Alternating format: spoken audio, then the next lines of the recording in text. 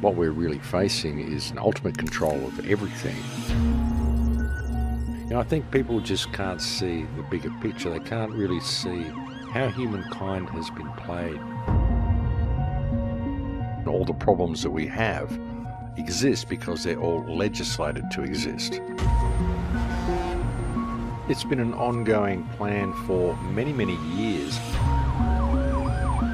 The whole thing is a scam, and they always control both sides of whatever it is they're doing.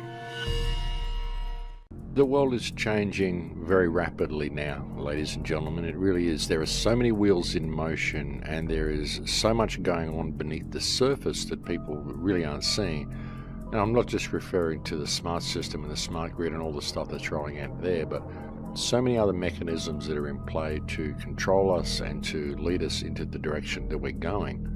And there is quite literally so much theatrics going on at the moment that people simply aren't noticing what's happening around them.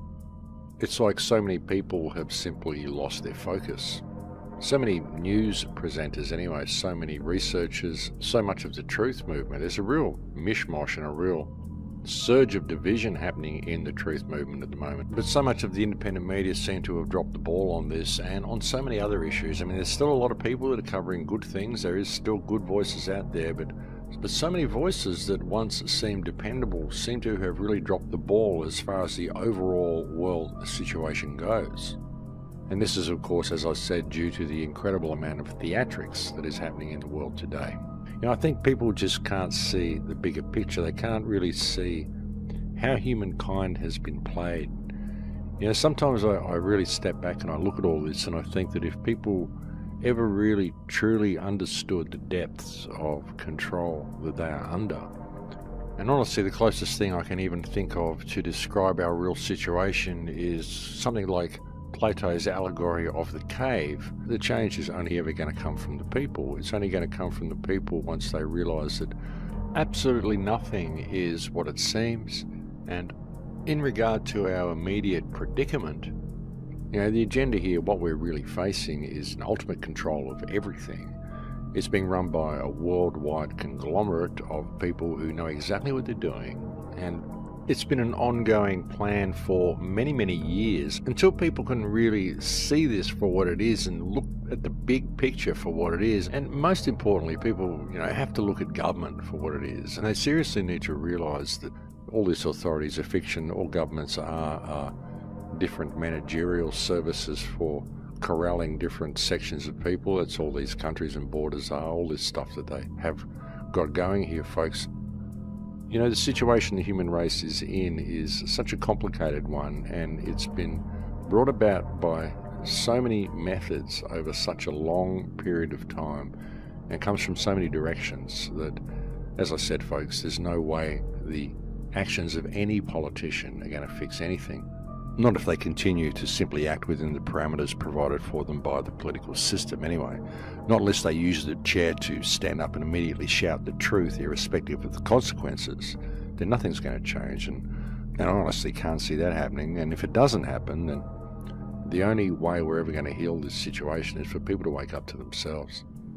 But even saying that, what do you expect them to wake up to? And even when they do wake up to the fact that there is a control grid and that everything is not what it seems, they still don't know what to do about it. They still look to the system. They still believe they need a system. They don't understand the power of themselves. And it's so understandable why people feel this way, because of what's been done to them. As I said, the control comes from so many angles, and it's almost like gaslighting that's been done to us. I mean, everything about this system is designed to make us feel inadequate, to make us feel like we're not worthy. It's done to limit our lifespan. It reintroduces the law of the jungle onto city streets, and it creates a dangerous environment for people on the street, so it creates a need for government again. It's a two-pronged approach, and they control both sides every time. And everything they bring to you that is good for you, if they're promoting it as being good for you, there's something around the corner that's bad for you, which is why they're doing it, or what they're promoting for you as being good for you is actually bad for you in itself. The whole thing is a scam, and they always control both sides of whatever it is they're doing. But these things are done to make us perceive the world to be this unstable place, and people simply don't realise that all these governments work together. They're all doing one big theatrical sideshow in order to steer the world into the direction that they want, which is in the direction of this whole smart system that's rolling out. And that's always been the plan, and they've always been working together to do it. You know, everything the government does, folks, they put all these mechanisms in motion to make society unstable, to make people believe that they are unsafe, to make people believe that they need government. This is why they change everything everywhere, so you never really know what's going on. And of course, they can't do that if they don't move populations around, because if you're a long-term population in an area, you're not really going to allow them to change things too much. But if there's new people coming in all the time and new people going all the time, then you don't really know what it was ever like there anyway, so you just accept whatever they give you, and you're more likely to expect change. In fact, you come to expect change. This is why they change the roads around all the time, so you always lose your way in your own city, and you have to remember where you're going all the time. Old people lose track of where they're going all the time, so it helps make them feel old, because everything's different to the way it was a few months ago. It also encourages people to use smartphones and GPSs and all this sort of stuff. And look at interdependence, national interdependence, the way they've done this, the way they move all the industry offshore from all of our countries and get us all dependent on all other countries, so that no country can really function in a fully autonomic state. They're all dependent upon everybody else. No society can function in a fully autonomic state. Everybody is dependent upon everybody else. This is what skilled labour is all about. You go and get skill in one particular field, but you can't do anything else.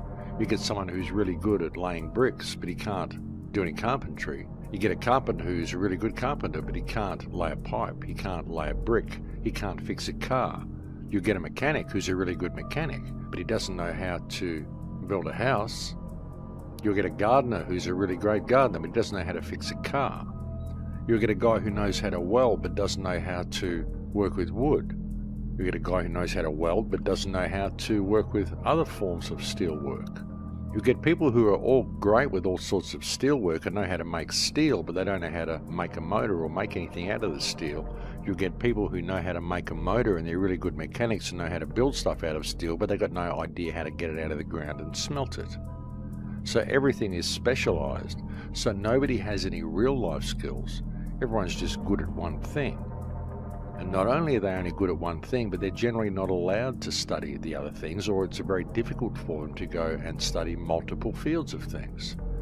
Same thing happens in research and study. You want to study something, you want to study math, you become a maths teacher or study math, but they don't want you to look at science, they don't want you to look at religion, they don't want you to look at art, they don't want you to look at all these other things.